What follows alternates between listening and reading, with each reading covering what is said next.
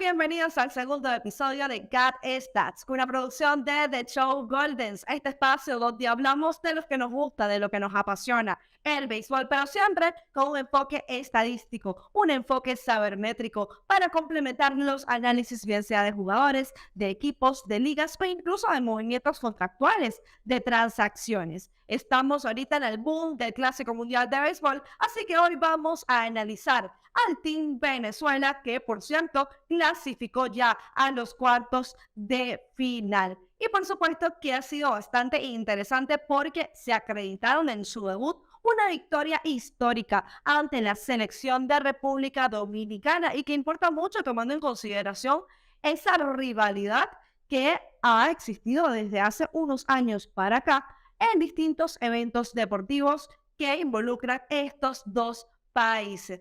También hablaremos precisamente en este contexto de la selección venezolana, de la alianza de la misma con Triunvira Network. Así que vamos a explicar un poco de qué va esto. Y si ustedes prestaron atención tanto en Twitter como en Instagram, pregunté cuál era la estadística avanzada que más llamaba su atención. Lo hice precisamente para estrenar en este segundo episodio un segmento donde nosotros vamos a hablar un poco de una o dos estadísticas que ustedes mencionaron allí. Pero quiero que sepan que no solamente van a ser estas dos, sino que vamos a hablar de todas las que mencionaron. Todas, absolutamente todas. Solo que lo vamos a hacer en distintos episodios. Pero comenzamos hoy. Antes de iniciar, recuerden suscribirse al canal de YouTube de The Show Goldens y por supuesto seguir a CatStats, @CatStats, tanto en Instagram como en Twitter, que es las redes sociales oficiales de este proyecto. Venezuela ha tenido una participación destacable en esta quinta edición del Clásico Mundial de Béisbol. Debutaron, como bien comentaba al principio del episodio, con victoria contundente, importante e histórica ante República Dominicana. Así que vamos a analizar un poco cómo ha sido esta actuación en términos generales de la selección criolla, haciendo, por supuesto, especial énfasis en ese juego. ¿Cuáles fueron esos jugadores destacados? ¿Cuáles fueron esos factores diferenciales, no quizás de esta selección a las anteriores? ¿Cuáles fueron esos puntos a tomar en consideración para que estén teniendo esta participación tan destacada? Martín Pérez fue el abridor del primer juego ante República Dominicana. Y debo decir antes de iniciar que muchos dudaban en las redes sociales, por lo que pude leer por allí, de la capacidad de Martín para enfrentar a una toletería tan contundente, tan agresiva, tan buena, coloquialmente, como decimos, como República Dominicana. Y estuvo a la altura del compromiso. Y me voy a detener acá un momento, porque tenemos que tomar en consideración que Martín Pérez viene de su mejor temporada en las mayores. Y uno me decía por allí, pero es que no puedes comparar a Martín que ya tuvo una mala actuación en el Clásico Mundial de Béisbol en su última edición. Pero es que es imposible que sea un mismo Martín Pérez, incluso en las 10 temporadas anteriores de las Grandes Ligas. Él cambió totalmente como serpentinero y los números lo dicen. Los invito a revisarlos, pero también los vamos a comentar aquí. Martín Pérez registró por primera vez en su carrera la tasa más baja de utilización de la recta. Y esto parece indicar que realmente hizo uso, ¿no?, de estas nuevas tecnologías de sistema de rastreo de picheos que te permite potenciar el arsenal de un lanzador. Y vemos que en el caso de Martín Pérez, pues sí, sinker con el cambio, siempre lo digo, con estas combinaciones, esta combinación de estos tres lanzamientos hizo estragos durante el año 2022 de las Grandes Ligas, que recordemos que estuvo liderando el departamento de efectividad durante un tiempo considerable en todas las mayores en ese año y que además registró su primer juego completo después de tanto tiempo en esa instancia, ¿no? Martín hizo lo mismo. Esto que le estoy comentando de los lanzamientos de sinker con el cambio, lanzamientos secundarios, lo llevó al contexto del Clásico Mundial de Béisbol. Y le funcionó. realmente, si no vamos a esas métricas específicas, esas tasas de utilización de sus picheos, el primero fue el cambio, fue el que predominó. Luego le sigue la pora, luego la sinker, luego la recta y luego la slider. En ese primer encuentro hizo uso de todo su repertorio. Pero creo que lo más importante acá es que fue muy poca la diferencia de la tasa de utilización entre uno y otro, sobre todo los dos primeros, en el cambio y la pora. Es más, para ser específicos, el cambio fue de 33% y la pora de 32%. Esto es importante porque es lo que realmente fue el patrón, ¿no? Uno de los patrones o uno de esos factores que influyó en lo dominante que lució Martín Pérez en 2020 en las Grandes Ligas, que lo permite precisamente ser indescifrable como era su contraparte ese día, ¿no? Su rival, Sandy Alcántara, ha descubierto él, que fue seguidor de la Liga Nacional, el actual, que este es uno de esos datos o es uno de esos factores que marcan la diferencia, ¿no? Ser indescifrable en la tasa de utilización de los picheos para que el bateador pues realmente no sepa esperar, incluso aunque le venga con una recta que no sea el movimiento élite. Martín Pérez inició un poco complicado, ¿no? En ese primer capítulo le conectaron hits importantes y anotaron una carrera.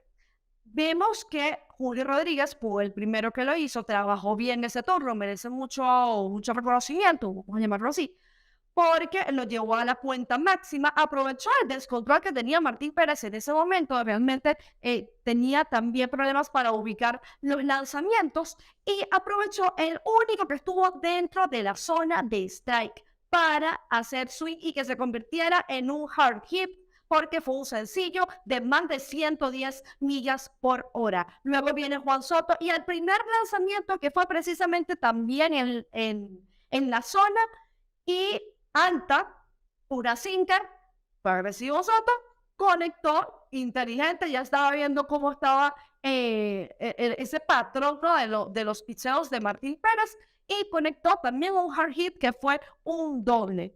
Allí viene la primera carrera del conjunto dominicano.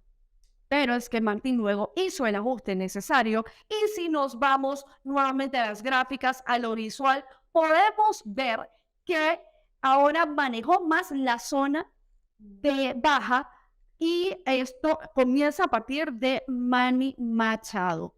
Entonces, realmente esto fue lo que le permitió a Martín, a pesar de que estuvo lidiando un poco con su comando en los innings posteriores, pudo hacer el ajuste por lo menos en la zona alta para que no fueran tan agresivos y realmente destaca, ¿no? Que esta capacidad de poder potenciar, de poder perfeccionar esos picheos secundarios, que fue su éxito en las Grandes Ligas, no solamente de él, realmente esto se está implementando ahora como una tendencia en cuenta de 2 strikes, utilizar picheos quebrados, y eso es lo que mantiene, digamos, indescifrable, mantiene en confusión a los bateadores, sobre todo los dominicanos, que bien son bastante agresivos por los picheos dentro de la zona, y quien no. Luego tenemos a Luis García, que registró más ponches y realmente me parece admirable. Primero porque García ya viene a demostrar que puede actuar con sangre fría en esos momentos de presión, como fue en los playoffs, precisamente como un relevista largo, en la misma función, el mismo rol que tuvo en este encuentro ante República Dominicana. Y es interesante porque si nosotros nos vamos a las cuentas de cuando ponchó, hizo uso de los picheos de manera variada. El slider, su recta, no fue de esta manera un lanzador que quizás los bateadores puedan decir, yo sé que por qué venía, ese es su patrón para ponchar. No, realmente fue algo totalmente distinto. Incluso cambió un poco el patrón de utilización de los picheos en comparación a su último año en las Grandes Ligas. Luego tenemos a José Quijada, que tiene una recta, sabemos que lo que vamos a utilizar es cambio de recta, ¿no? Y tiene una recta que realmente está en el promedio, no está ni por encima, no está por debajo, está en el promedio de acuerdo a lo que arroja el Baseball Savant, que es importante aclarar que en esta página no vas a conseguir realmente las pulgadas de quiebre horizontal o vertical que puedan conseguir exactamente en un drama, en estas tecnologías, ¿no? Pero te permite por lo menos ver o tener una referencia para los fanáticos, para los aficionados que ingresan en este tipo de páginas y ustedes pueden comparar, allí está incluso si está por encima o está por debajo en comparación al promedio de las grandes ligas de ese año. Es importante que es por año. En este caso de José Quijada, estuvo en la recta en ese promedio, la slider un poco arriba, pero realmente creo que uno de los fuertes de Quijada es su extensión, que estuvo por encima del promedio de las grandes ligas. De hecho, si vemos el percentile ranking, así lo ratifica, así lo confirma.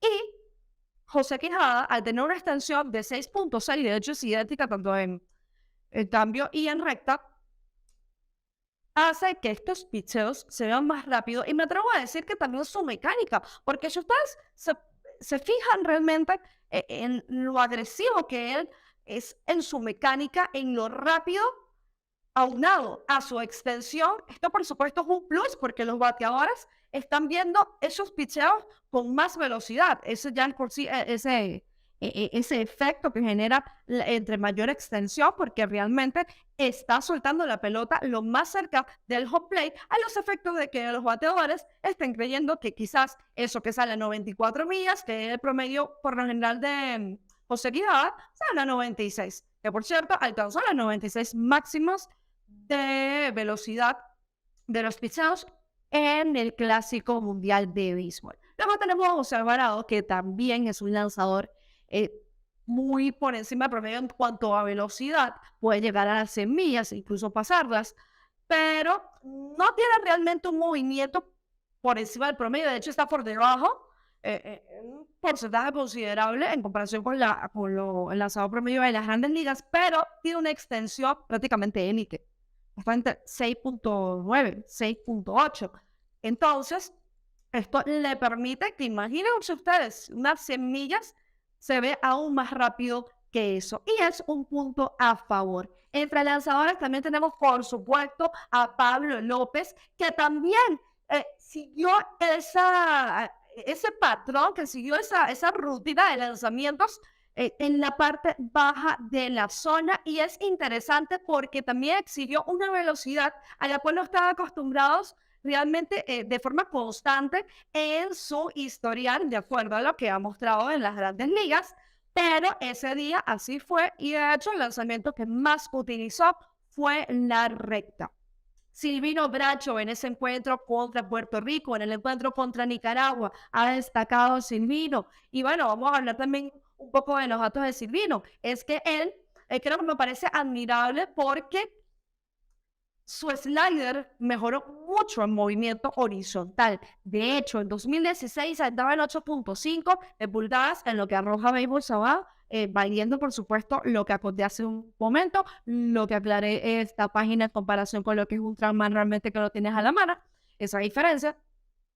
Y luego estuvo en 2020 en 3.3 y luego vuelves a subirla ahorita en 2022, que fue su último registro en las grandes ligas, a 7.2. Entonces ha mejorado ese movimiento en la slider. También tiene una recta ligeramente por encima del movimiento del promedio, el movimiento vertical, que es de 3% específicamente, así fue en 2022 en grandes ligas. Y que además su mecánica lo ayuda, porque pasa algo parecido con Quijada, ¿no? Pero lo que me parece un tanto peculiar de Silvino es que él juega realmente de manera muy astuta, porque dependiendo de la situación, él va a hacer su mecánica, como muchos lanzadores, va a ser más lenta o más rápida. Entonces, esto por supuesto los confunde y además